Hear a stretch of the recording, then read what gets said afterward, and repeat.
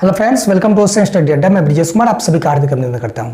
आज के इस वीडियो में हम लोग पढ़ेंगे बी डीएनए और जेड डीएनए में अंतर क्या है।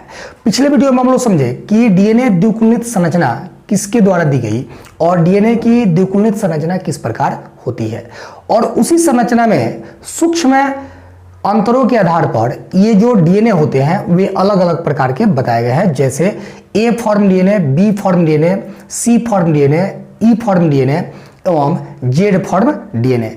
और उसी में से हम लोग दो को निकाले हैं, जिसमें से दो प्रमुख है, बी फॉर्म डीएनए और जेड फॉर्म डीएनए।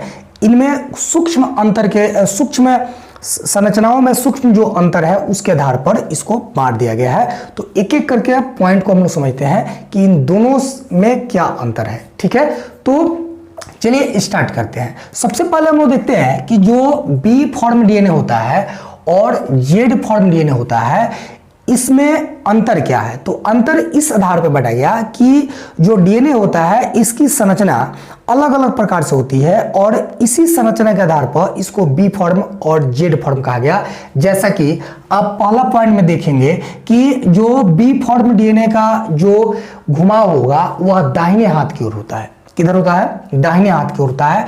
जबकि जेड फॉर्म डीएनए की जो घुमाव होती है वह बायां तरफ होता है। किधर होता है? बाएं हाथ की ओर होता है। तो पहला पॉइंट आप बताएंगे कि इसका जो घुमाव होता है दाहिने हाथ की ओर होता है और जेड फॉर्म डीएनए का जो घुमाव होता है बाएं हाथ की ओर होता है। ठीक है, दूसरा पॉइंट है कि बी फॉर्म डीएनए में जो शर्करा फॉस्फेट होता है, यानी शर्करा और फॉस्फेट का जो आकार होता है वह नियमित होता है। कैसा होता है? शर्करा फॉस्फेट का नियमित आकार इसमें पाया जाता है। जबकि जेड फॉर्म डीएनए में शर्करा फॉस्फेट का जो आकार होता है वह अनियमित होता है। कैसा होता है?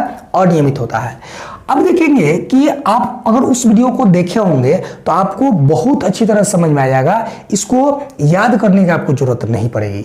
जैसे कि उसमें आपको बताए थे कि इसका जो प्रत्येक जो घुमाव होता है वह 34 एंगस्ट्रॉन में पूरा होता है। देखेंगे यहाँ पे प्रत्येक जो घुमाव होता है 34 एंगस्ट्रॉन में पूरा होता है और इस 34 एंगस्ट्रॉन के बीच की दूरी जो होती है, बीच में जो है 10 बेस पेयर्स होते हैं।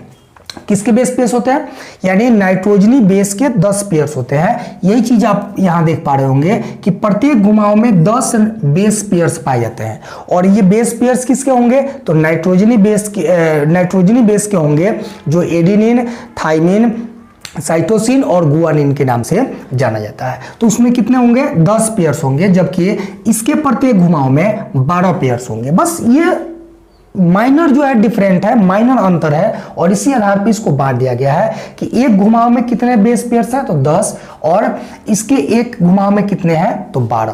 प्रत्येक घुमाव की जो कुल दूरी होती है वो 34 एंगस्ट्रॉन होती है, जबकि यहाँ पे 45 एंगस्ट्रॉन आपको देखने को मिलेंगे। ठीक है, और दो पास की नाइट्रोजनी बेस पेयर्स के बीच की दूरी कितनी होती है? 3.4 एंगस्ट्रॉन होती है। इसको आपको याद करने की जरूरत नहीं है। इसका प्रत्येक घुमाव कितना है पूर्ण घुमाव कितना है तो 34 एंगस्ट्रॉन है। इसमें अगर 10 बेस पेयर्स है तो 10 से इसको डिवाइड कर दीजिएगा तो निकल के आ जाएगा 3.4।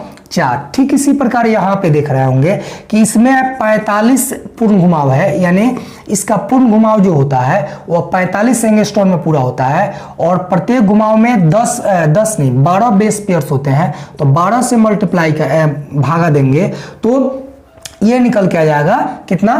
3.7 आ जाएगा। ठीक है, अब जो बी डीएनए अणु का जो व्यास होता है वह 20 एंगस्ट्रॉन होता है, जबकि जेड डीएनए अणु का जो व्यास होता है वह 18 एंगस्ट्रॉन होता है। तो इससे आपको याद करने की जरूरत नहीं है। अगर आपको बी डीएनए की स्ट्रक्चर अगर समझ में आ गई है, उसमें से कुछ 4-5 पॉइंट आपको ध्यान में है, तो उसका अपोजिट थोड़ा सा माइनर डिफरेंट के द्वारा जो है आप जेड डीएनए को जो है फॉर्म कर सकते हैं या इसकी संरचना को निकाल सकते हैं। ठीक है।